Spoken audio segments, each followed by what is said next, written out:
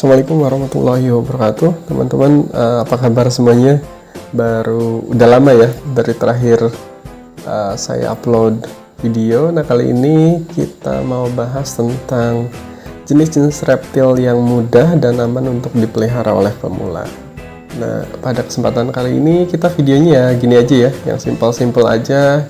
Yang penting tetap kita fokus pada aspek informatifnya. Oke? Nah, memelihara reptil kan udah jadi opsi.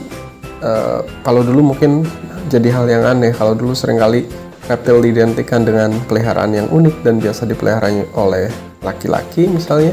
Sekarang cukup umum juga kita temukan wanita yang memelihara reptil, jenis hewan peliharaan pada umumnya seperti misalnya anjing, kucing, kelinci, dan lain-lain. Reptil cenderung membutuhkan ruangan pemeliharaan yang cukup minim untuk kehidupan mereka. Di sisi lain, mereka juga membutuhkan biaya pakan yang lebih sedikit dibanding jenis hewan peliharaan lainnya, karena tidak harus dikasih makan tiap hari. Namun, tidak dipungkiri bahwa ada beberapa spesies dari reptil yang membutuhkan penanganan dari ahli dan kurang cocok untuk dipelihara oleh pemula. Pada dasarnya, sebelum memutuskan untuk membeli reptil, kalian wajib melakukan riset untuk memastikan jenis reptil apa yang mudah dipelihara. Pastikan juga tidak mengambil hewan reptil langsung dari alam liar, karena mereka cenderung lebih susah untuk dijinakkan. Khusus bagi kalian yang bingung, nah ini direkomendasikan 6 reptil yang mudah dipelihara untuk pemula.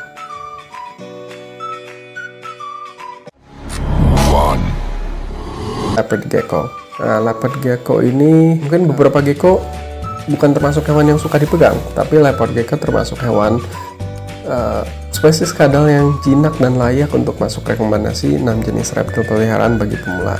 Dibandingkan dengan jenis reptil lainnya, mereka termasuk mudah untuk beradaptasi dengan lingkungan yang baru. Leopard gecko memiliki tubuh yang kecil dan merupakan jenis ground dweller atau suka berkeliaran di permukaan tanah, sehingga memeliharanya tidak membutuhkan kandang vertikal. Namun mereka membutuhkan kandang dengan substrat karena kebiasaan leopard gecko yang suka menimbun diri di bawah tanah. Substrat yang digunakan pun bisa dari potongan kertas ya, yang paling aman.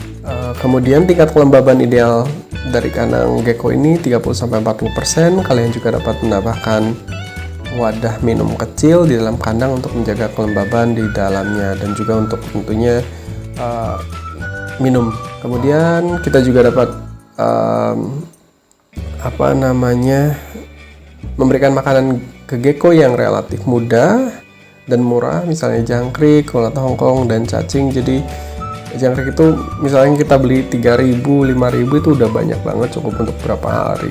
Kalau memang jangkriknya nggak mati, tapi sayangnya jangkrik itu gampang mati ya. Jadi kalau kita pakai misalnya ulet Hongkong atau ulet Jerman tentu lebih awet ya nantinya. Kemudian memelihara leopard gecko dalam jumlah lebih dari 1 ekor. Nah, kalau kita punya lebih dari 1 ekor, disarankan untuk dipisah ya teman-teman. Jangan disatukan di dalam satu kandang. Apalagi kalau penjantan ya, bisa berantem nantinya. Nanti bisa luka-luka, kasihan.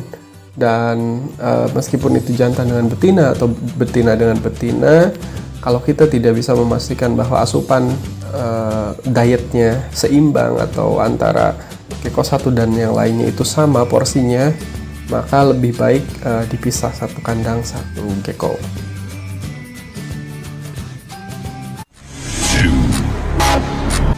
Yang kedua, bearded dragon. Nah, bearded dragon ini jenis reptil yang mudah dipelihara, ramah juga, nggak docile, dan juga mudah bersosialisasi. Bahkan pada faktanya mereka terkenal sangat menikmati waktu bersama pemiliknya di luar kandang dengan bersantai di pundak atau di pangkuan manusia. Dengan perawatan yang baik, bearded dragon dapat hidup hingga 8-12 tahun lamanya. Reptil unik yang berasal dari Australia ini memiliki warna kulit coklat, ada oranye-oranye, kemudian ada yang misalnya zero keabu-abuan atau white splits, itu juga abu-abu kecoklatan. dengan pattern yang patternless atau ada patternnya, dengan tentunya karena sesuai namanya bearded dragon, maka ada janggut berduri di sekitar leher yang juga mengembang saat merasa terancam. Sisi agresif mereka jarang sekali terlihat apabila berada di sekitar ownernya, karena karakter mereka yang jinak dan mudah terbiasa dengan sentuhan. Namun, walaupun mereka termasuk jenis reptil yang cocok sekali untuk pemula, bearded dragon membutuhkan diet khusus yang terdiri dari buah, sayur, dan serangga. Jadi, bisa kita mix nih antara sayuran, buah, juga serangga seperti jangkrik, kemudian ulat Hongkong ataupun ulat Jerman. Dari baby juga mereka makannya banyak banget. Kemudian kalau untuk udah beranjak dewasa biasanya cukup 1 hari sekali aja. Bearded dragon pada habitatnya berasal dari padang gurun, sehingga kebutuhan hidup mereka berbeda dengan reptil-reptil yang berasal dari daerah tropis, misalnya dari Indonesia. Tentu beda karakteristiknya. Mereka dapat tinggal di kandang dengan akuarium yang kurang lebih sekitar 120 kali 40 meter ya untuk satu ekor bearded dragon. Setting kandang bearded dragon pun tidak susah, cukup memberikan substrat pasir dan tempat bersembunyi saja. Tingkat kelembaban yang dibutuhkan pun sekitar 30-40% dengan area untuk berjemur. Jangka waktu berjemur yang mereka butuhkan adalah kurang lebih 12 jam aja. Jadi kita nyalain 12 jam, 12 mati begitu. Lampu penghangat sangat direkomendasikan bagi kalian yang akan melihara bearded dragon. Jadi ini wajib dijemur.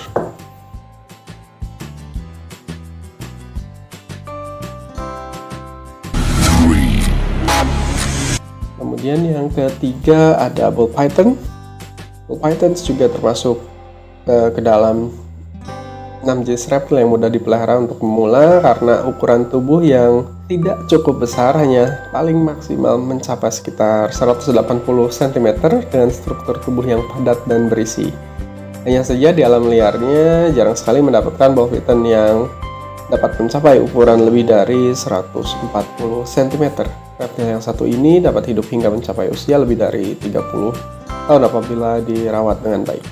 Temperamen ball python kurang lebih hampir sama dengan corn snake yang sama-sama jinak. Itu sebabnya reptil ini cukup direkomendasikan untuk pemula.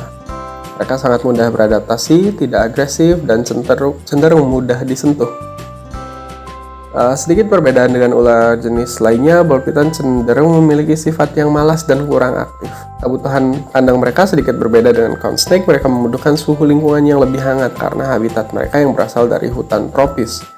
Ukuran kandang yang direkomendasikan sekitar 90-45 cm dengan tutup rapat untuk mencegah ular kabur. Suhu ideal di kandang mereka berada di kisaran 29 derajat Celcius. Jadi harus ada hotspotnya sekitar 32-35 derajat. Tentunya ada juga cool spotnya. Jadi dipastikan di kandang ada hotspot dan ada cool spotnya ketika mereka membutuhkan penghangat untuk metabolismenya.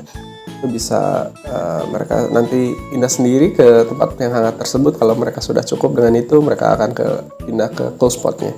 Tingkat kelembaban yang disarankan di bawah 60 derajat 60% ya, 60%.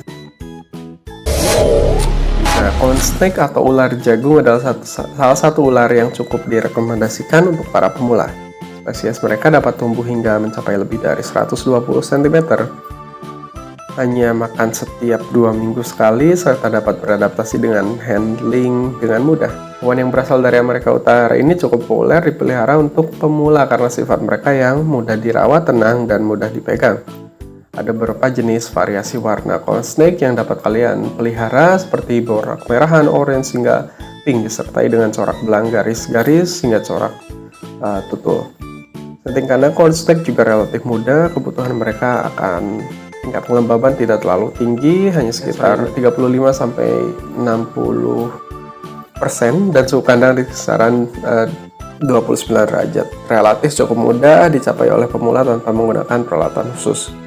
Kandang yang digunakan sangat disarankan untuk memiliki tutup yang erat karena jenis ular itu terkenal mudah melarikan diri apabila kandang tidak tertutup rapat. Itu sebetulnya tidak membutuhkan UVA atau UVB atau suplemen lainnya. Corn snake ataupun bullfighten seperti yang sebelumnya, termasuk hewan yang tidak terlalu pilih-pilih makanan yang dianjurkan untuk mereka adalah tikus yang dapat kalian sajikan dalam kondisi hidup atau telah dibunuh sebelum disantap. Ada blue tongue skink. Nah, ini favorit saya banget. Blue tongue skink adalah hewan peliharaan yang pas untuk pemula termasuk anak-anak. Selain karena memiliki lidah biru yang menjadi ciri khas mereka, blue tongue skink juga termasuk hewan yang mudah dipegang. Itu sebabnya tidak mengkhawatirkan bagi mereka yang takut kegigit oleh reptil peliharaan. Reptil eksotis yang satu ini juga dapat tumbuh besar hingga mencapai panjang 60 cm dan mencapai usia yang cukup tua sekitar 15-20 tahun, atau bahkan ada yang panjangnya bisa sampai 65 cm atau di bawah 70, sekitar 70 cm ya besarnya. Di sisi lain, perawatan mereka yang mudah juga dapat menjadi opsi yang bagus bagi kalian yang belum terbiasa melihara reptil. Northern blue tongue skink cenderung menyukai habitat dengan tingkat kelembaban 30-40%, sementara Indonesian blue tongue skink dan Irian Jaya blue tongue skink membutuhkan tingkat kelembaban yang lebih tinggi sekitar 60-80%. Setelah pandang blue tongue skink cukup mudah, kalian dapat menggunakan akuarium khusus reptil dan ukuran kurang lebih 80 x 45 cm. Untuk ukuran dewasa tentunya untuk ukuran yang juve atau baby bisa menyesuaikan. Kebutuhan akan substrat dan tempat-tempat bersembunyi sangat dianjurkan karena sifat mereka yang aktif dan eksploratif. Instalasi lampu penghangat untuk area berjemur atau basking spot juga diperlukan dengan suhu sekitar 32-35 derajat Celcius. Dipastikan tetap ada cool spotnya ya. Jadi bisa menempatkan basking area ini di salah satu pojokan khusus untuk blue tongue skink untuk berjemur. Opsi makanan juga cukup umum bagi para hobi reptil. Bisa serangga, bisa sayuran, bisa daging karena dia omnivora ya, telur, bisa jangkrik juga. Tuh, kalian juga bisa menambahkan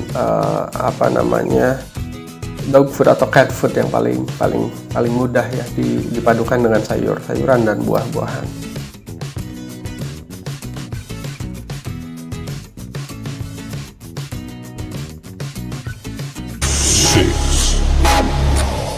Nah, terakhir, the last but not least, itu ada tortoise atau kura-kura darat. Nah, hewan peliharaan ini bisa dipelihara secara outdoor. Tortoise itu mudah dipegang dan jinak sekali untuk dipelihara, bahkan untuk anak-anak. Dan ini termasuk hewan herbivora sehingga mereka makanan sayur, buah-buahan, dan atau pelet khusus kura-kura. Tortoise ini juga bervariasi, ada yang tumbuhnya hanya hingga 8-10 inch atau sekitar sampai 12 cm, 15 cm, atau bahkan sampai ada yang 80 cm seperti misalnya sulcata ataupun aldabra yang bisa lebih besar lagi.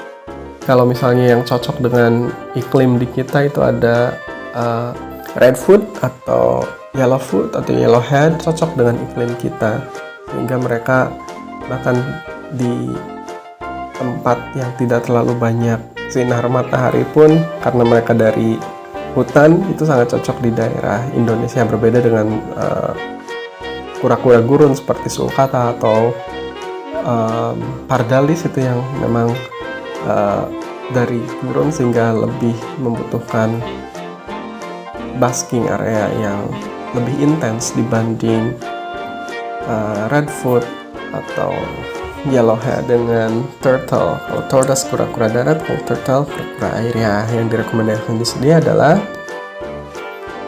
kura-kura darat atau tortoise. Nah, untuk substratnya sendiri ini kita bisa pakai karpet reptil, bisa pakai kertas yang mudah dibersihkan. Kalau ada kotoran kita tinggal buang kertasnya, ganti kertas baru, itu lebih mudah ya. kalau kita memelihara indoor. Nah, jaga juga tingkat kelembaban di kisaran sekitar 60% dengan sedikit area untuk berjemur ya di sekitar 32 sampai 34 derajat Celcius.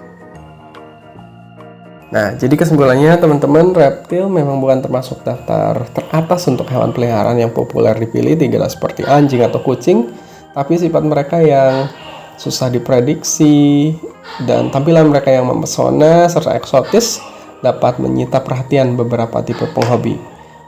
Daftar 6 jenis reptil yang mudah dipelihara paling cocok untuk pemula. Di atas merupakan panduan umum yang dapat kita gunakan untuk memilih reptil pertama kalian. Oke. Terima kasih teman-teman sudah nonton dan jangan lupa subscribe. Kalau ada masukan atau apa silahkan komen ya. Terima kasih teman-teman. See ya everyone.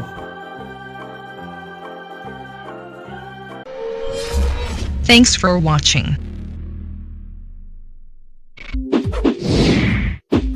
Like this video.